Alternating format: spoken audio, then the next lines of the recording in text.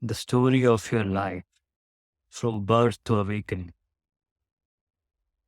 This is the topic we are looking forward. Yes. Now, this is the story of all of us, especially the person who goes through a spiritual awakening, that is the shift in consciousness in this birth. Why were we born? Upon being born, crying and departing our mother's womb, our initial experience of existence was not what we had anticipated. We felt confused and alienated in this strange world, but gradually grew accustomed to living with the love and support of parents and family. We were all born in different cultural, emotional, and financial situations and raised through our challenges, frustrations, and struggles. As we grew and gained deeper insights into the world, we become aware that the emotional states of our loved ones were causing us distress. Yet feeling powerless, we could not offer them any meaningful support. The constant quarreling, conflicts, disputes within our family also surprised us and were not what we had expected. Then comes the next stage of our life, competing in school, just to contribute to economy. And this world is all for economy, right? Everything about economy. The school taught us how to compete for good grades and memorize useless things unrelated to our spiritual being. School prepared us like factory producing widgets to contribute to the economy. They teach you about your mind and body, achievement and accumulation.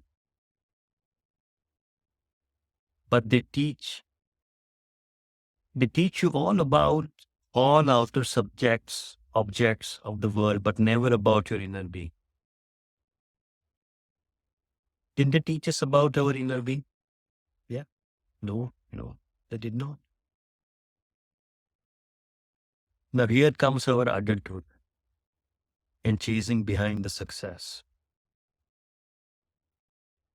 As we entered adolescence, we experienced the powerful sexual energy of creation and a shift in our perception of life. Our ego and hormones are at their peak, and we think no end of ourselves. The egoic pleasure was accompanied by pain, creating inner tension. We don't resonate with people who disagree with us. You remember in college days, right? You don't resonate with people who disagree with us. Our physical union with the opposite sex left us uncertain and doubtful, despite giving a slight glimpse of love and intimacy. But still, we are doubtful. What you are looking for? After physical intimacy, we chase materialism, relationships, we chase fame, we chase recognition.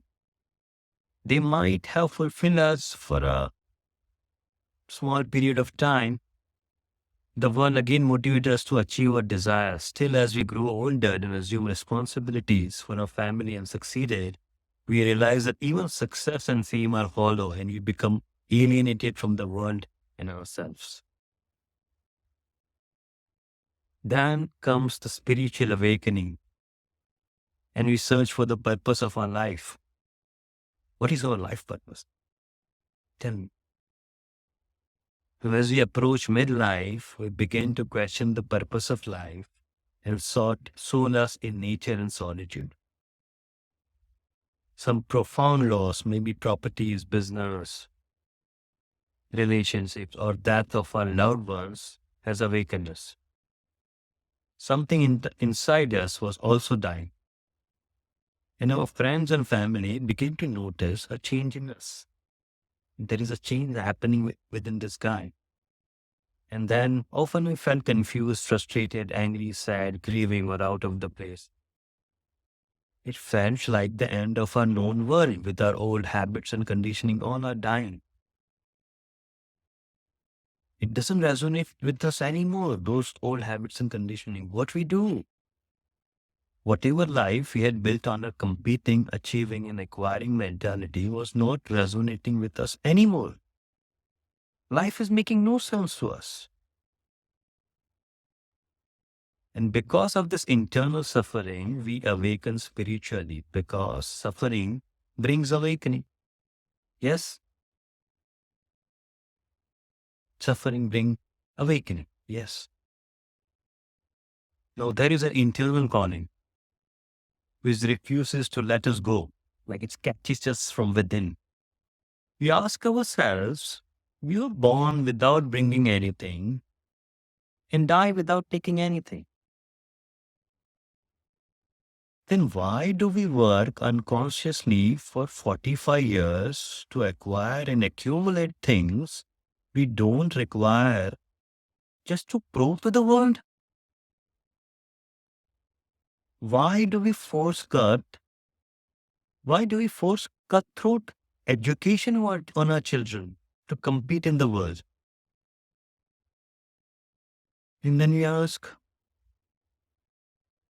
yes, why do most of us live life as we are compensating for a sin? As if we are compensating for a sin, isn't it? As if we have to pay the price for a living. Now, at this point in life, we are feeling alienated from the world because our mind conditions are broken down, are breaking, and our being is shining. So we feel alienated from the worldly